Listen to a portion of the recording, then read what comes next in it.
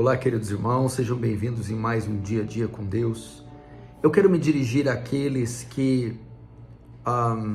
aos cristãos oscilantes, ou aqueles que oscilam entre estarem fortes e estarem fracos.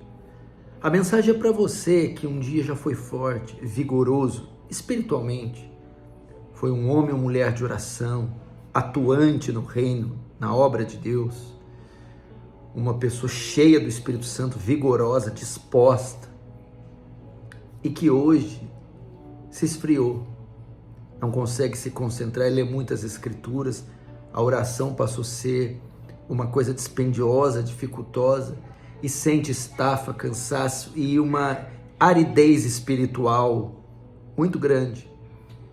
E por ser zeloso, se cobra muito e sente muito culpado de não estar bem vigoroso espiritualmente e procura achar então a causa disso. Por isso que a culpa aumenta, porque você vai dizer, é algum pecado, é algo que eu fiz, é um deslize, é um fracasso.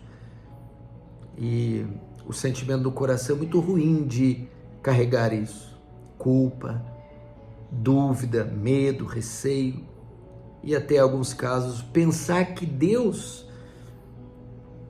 se apartou, se separou como forma de punição e juízo para a sua vida.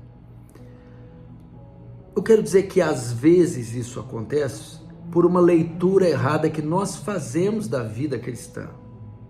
Todos nós, quando chegamos à fé, temos um momento chamado primeiro amor, alguns dizem lua de mel com Cristo. São aqueles primeiros meses, primeiros anos intensos que todo novo convertido tem. Ele é intenso em tudo. O Senhor parece que dá a ele uma porção de graça maior para viver uma vida intensa, uma vida espiritual intensa na oração, nas escrituras, na sua santificação, no seu serviço cristão. Mas a verdade é que, invariavelmente, passado alguns anos, essa força, esse vigor todo passa. E aí nós pensamos, a culpa está em mim, o que é que eu fiz?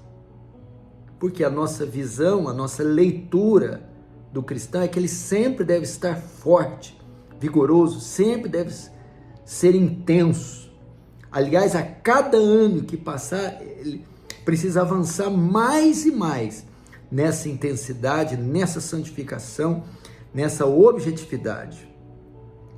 Mas a verdade é que não é bem assim. A vida cristã, ela é marcada por fases. A vida cristã é marcada por transições. O gráfico da vida cristã, ele é assim, ele é de altos e baixos. Ninguém em toda a Escritura teve uma vida apenas em ascendente. Não. Se você olhar comigo e alguns homens, por exemplo, o rei Davi, era um homem segundo o coração de Deus. Samuel o unge rei e começa então aquela história maravilhosa. Ele derrota Golias, ele vence um urso e um leão, ele é chamado para fazer parte da corte do reino de Saul, começa a ser capitão dos exércitos de Israel, começa a ter vitórias. E aí Davi não para, é uma vida recheada de vitórias, de experiências com Deus, onde ele escreve muitos dos seus salmos, onde tem muitos dos seus livramentos. E se você lê em 1 Samuel capítulo 18, o texto diz que o Senhor era com ele, Davi era benquisto até dos guardas de Saul, ele lograva bom êxito em todos os seus empreendimentos. Mas foi sempre assim com Davi? Não. Teve o dia mau de Davi. Teve o dia que Davi também se esfriou, tropeçou.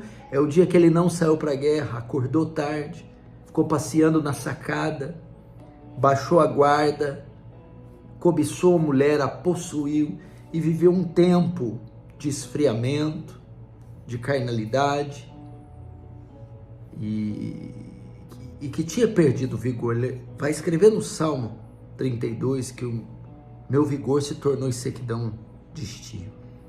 Note também Ele teve seus momentos de depressão espiritual, de eclipse espiritual, de vale. Elias a mesma coisa. De repente, 1 Reis capítulo 17, Elias o tesbita, aquela aparição avassaladora, o Deus perante a cuja face estou. Segundo a minha palavra não choverá, segundo a minha palavra choverá novamente. Derrotou os profetas de Baal, orou para fogo do céu cair, aquele homem intenso. Foi sempre assim? Também não. 1 Reis capítulo 19, Elias simplesmente se abate, foge para se esconder, começa a ter medo, sentimento de prostração, angústia, todo aquele vigor, toda aquela virilidade, Elias se dissipa. E a Bíblia diz que depois Deus fala com ele para ungir Jeú, rei, e Eliseu, profeta, no seu lugar. Elias volta novamente, aquela intensidade, e sobe vivo para o céu no carruagem de fogo. Então note, altos e baixos, em cima, embaixo. E Eclesiastes diz que Deus fez tudo formoso no seu devido tempo, e há tempo para tudo, de rir e de chorar, de abraçar e deitar, de deixar de abraçar, de rasgar e de costurar, de ganhar e de perder, de viver e de morrer. Salmo 23 fala: ainda que eu ande pelo vale da sombra da morte, não temerei mal algum. Ou seja, primeiro diz: Senhor meu pastor, nada me faltará, deitar-me faz em pastos verdejantes, guia mansamente a águas tranquilas. Olha que fase boa. Aí vem o verso 4: ainda que eu ande pelo vale da sombra da morte. O que eu quero dizer com isso? Respeite as fases da sua vida. Respeite as estações. Não vivemos só de verão. Não vivemos só de primavera. Flores, sol, pássaros. Vivemos também de inverno. Frio, escassez de comida, sequidão. Talvez é isso que você está passando. Então tire esse fardo das suas costas, esse jugo. Deus nos dá uma porção de graça para cada fase das nossas vidas. Em uma determinada fase era necessário aquele vigor, outra determinada fase não é necessário tanto vigor. E Deus também cumpre os seus propósitos na nossa escassez. São os tempos, a idade, os compromissos, a velhice, o corpo, tudo isso é envolvido. E o próprio Deus retém um pouco das chuvas, da graça.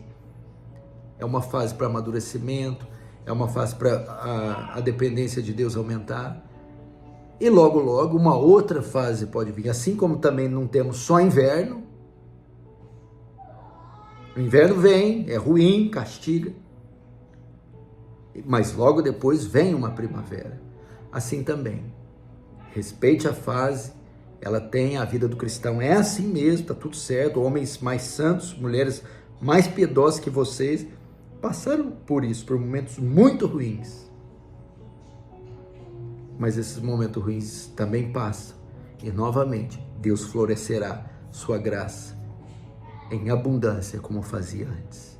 Só espere, não murmure, seja fiel com Deus mesmo no pouco. Deus te abençoe. Um grande abraço.